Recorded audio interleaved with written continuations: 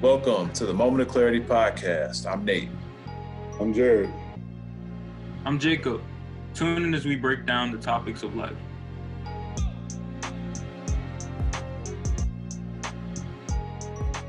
Like, I know most, civilians don't know what AIT is. Can you break down what AIT is and how is it transitioning from basic to AIT? So AIT is what really made me look at the world kind of like something not right. Like, how do you take a group of 18, 19, 20-year-olds and literally certify them on any job under the sun 6 months, 8 months, a year, when you literally got people going to school for 4 years, 6 years, 8 years? Like, I was just like, whoa, this doesn't make sense to me. Like, the world is doing it wrong. Like, you're just pumping out those dollars, for those degrees and things like that. But AIT, like, I'm a signal guy, so I learned everything about just anything with a signal: radios, computers, switches, routers, any of that stuff.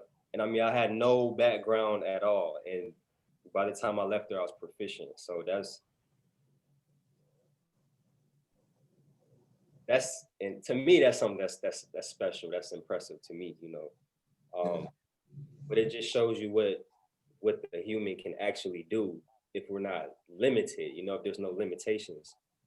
And I think that's society's goal, is to place a bunch of limitations on people. And then, like, when you're in the military, you see that those limitations ain't real because you're forced to exceed them, a lot of times. Like, just some people think walking to work is, oh man, I gotta walk to work today. It's like 5-6 miles. Like, what?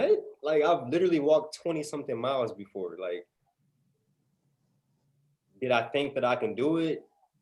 Nah, not at the time. Like, obviously I had to do 3 miles and then 6 miles and then 12 miles and then 18, but just knowing that I've done that, it's just kind of, I look at the rest of my life like, man, the things that I've done, like, that ain't hard. Like, that's not gonna be hard. I can do that. I can do that.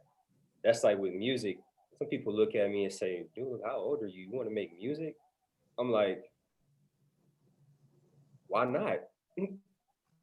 Like, why not?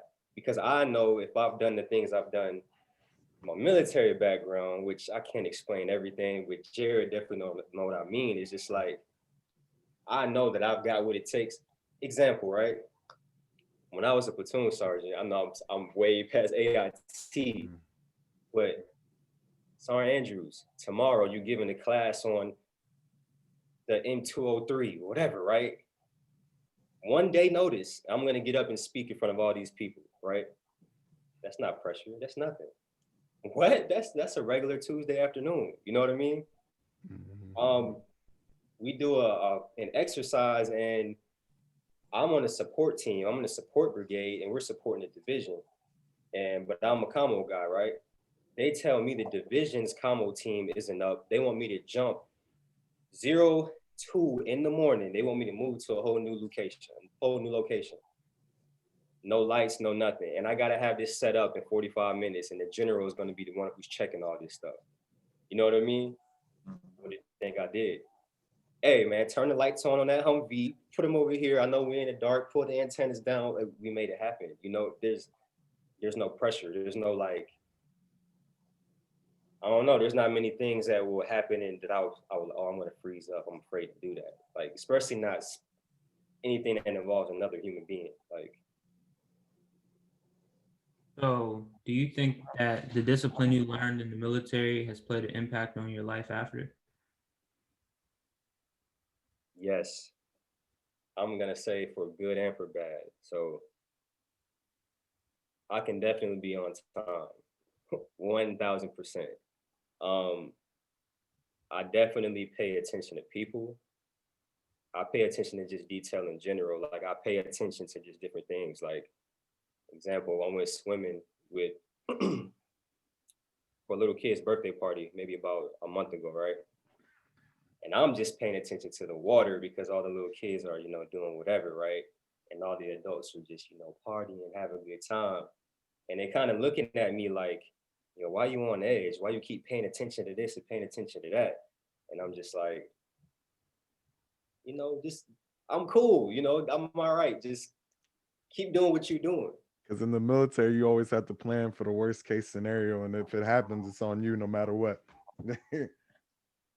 Exactly. And one of the little girls, she was like 6 years old, flipped over in the freaking floaty. She was drowning. Guess who's the one that jumped, throw my stuff off and jump in the pool and get her out of there without hesitation. So it's kind of like those kind of things are definitely a benefit. But because I feel like I could think quickly and things like that, and I can like,